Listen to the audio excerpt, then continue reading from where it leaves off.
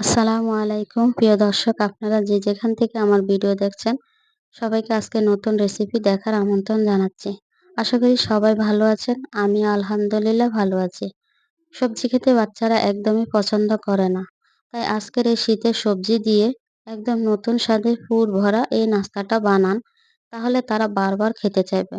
ছোটরা কেন, বড়রাও পছন্দ করে খেতে চাইবে। তো চলুন কথা না বাড়িয়ে মূল রেসিপিতে চলে যাই। এখানে আমি একটা বাটি নিয়েছি, ১ কাপ ময়দা নিয়েছি।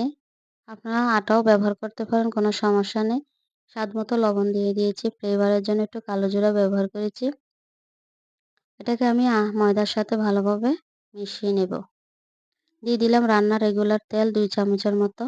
দিয়ে আমি আবারও ময়দার সাথে এটাকে ভালোভাবে মিশিয়ে নেব। নরমাল পানি দিয়ে আমি একটা ডো তৈরি করে নেব। যেভাবে আমরা পুরি বানাই, ডাল পুরি, আলু পুরি যেভাবে বানাই সেরকম একটা ডো তৈরি করে নেব। উপর দিয়ে একটু সামান্য তেল মিশিয়ে আমি আবারও একটু মধ্যে এটাকে কিছুক্ষণের জন্য রেস্টে রেখে দেব। আমি চুলায় একটা প্যান বসিয়ে সামান্য পরিমাণ তেল দিয়ে পেঁয়াজ কুচি দিয়ে দিয়েছি, ৬-৭টের মতো কাঁচামরিচ কাটা দিয়ে দিয়েছি। দিয়ে আমি একটু ভেজে নেব। একটির মতো গাজর ছোট ছোট করে কেটে নিয়েছি। এটাকে আমি পেঁয়াজের সাথে ভালোভাবে একটু ভেজে নেব। ভেজে এখন ঢাকনা দিয়ে কিছুক্ষণের জন্য ঢেকে রান্না করে নেব। ঢাকনাটা সরিয়ে আমি আবার একটু ভেজে নেব। দিয়ে দিব ক্যাপসিকাম, হাতের কাছে থাকলে দিবেন, না থাকলে নেই। আমি আবারও আমি ভেজে নেব। দিয়ে দিলাম মটরশুঁটি, ১ কাপ বাঁধাকপি, স্বাদমতো লবণ, হাফ চামচ জিরার গুঁড়া, হাফ চামচ গরম মশলার গুঁড়া, হাফ চামচ হলুদ গুঁড়া, হাফ চামচ মরিচ গুঁড়া দিয়ে আমি সবজিটাকে আবারও ভালোভাবে মিশিয়ে নেব। এখন আমি ঢাকনা দিয়ে ঢেকে দেব কিছুক্ষণের জন্য। কিছুক্ষণ পর ঢাকনাটা সরিয়ে দেখছি আমার সবজিটা রান্না হয়ে গেছে। এখন দিয়ে দিব এখানে ম্যাশ করা আলু। দিয়ে আমি আবারও সবজির সাথে এটাকে ভালোভাবে মিশিয়ে নেব।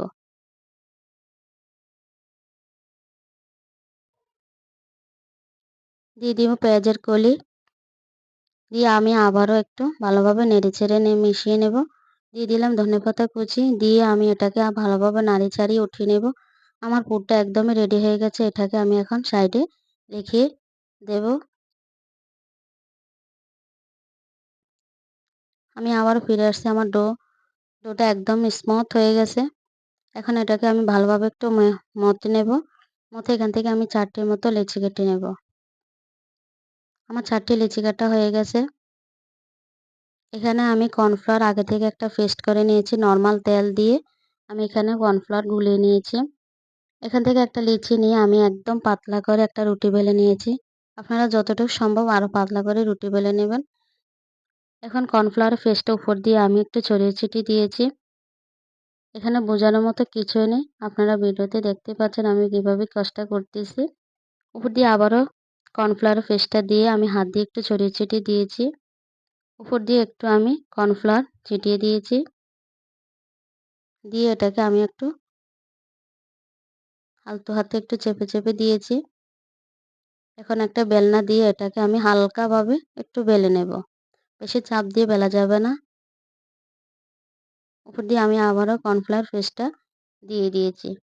দিয়ে আমি আবারও একটু কর্নফ্লাওয়ার ছিটিয়ে দিয়েছি।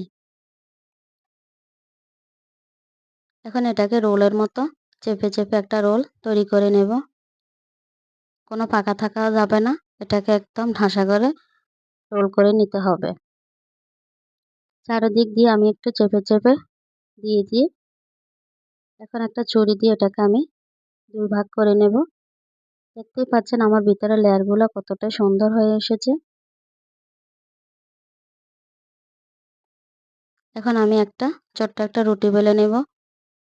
একটু ভারী করে রুটিটা বেলতে হবে, যেন ভাজার সময় এটা খুলে না যায়।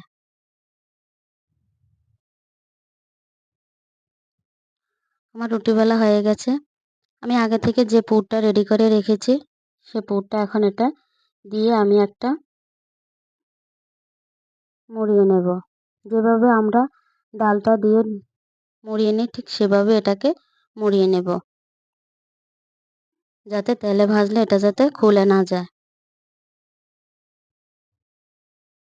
দেখতেই পাচ্ছেন আমি কিভাবে এটাকে মুড়িয়ে নিয়েছি। আমি একটু ঘুরিয়ে এটাকে একটু আমি বানিয়ে নিয়েছি। এভাবে আমি সবগুলো বানিয়ে নিয়েছি। চুলায় একটা কড়াই বসিয়ে আমি এগুলো দিয়ে দিলাম। দেখতেই পাচ্ছেন একদম হালকা আঁচে আমি দিয়েছি। তারপর আমি একটু উল্টো পাল্টে দিয়েছি। আঁচটা আমি আবারও একটু বাড়িয়ে দিয়েছি। বাড়িয়ে এগুলো একটু ভাজার জন্য, কালারিংয়ের জন্য আমি চুলার আঁচটা একটু বাড়িয়ে দিয়েছি। এখন আমার হয়ে গেছে, এগুলো আমি উঠিয়ে নেব। এটা এতটাই মচমচা হয়েছে, খেতে অনেক মজা লেগেছে। আমি একে একে সবগুলো ভেজে নিয়েছি। এটা এতটাই মচমচা হয়েছে, আমি খেয়ে আপনাদের সাথে শেয়ার করেছি। এটা অনেক ভালো লেগেছে। বাসায় আপনারা একবার হলো এটা ট্রাই করবেন। দেখতে পাচ্ছেন এটা কতটাই মুচমুচে হয়েছে। তো এই ছিল আমার আজকের ভিডিও। আশা করি রেসিপিটি আপনাদের অনেক ভালো লেগেছে। রেসিপিটি ভালো লাগলে অবশ্যই লাইক কমেন্ট করবেন, আর আমার চ্যানেলটা সাবস্ক্রাইব করে আমাকে সাপোর্ট করবেন। সবাই ভালো থাকবেন, সুস্থ থাকবেন। আজকের মতো বিদায় নিচ্ছি। আল্লাহ হাফিজ।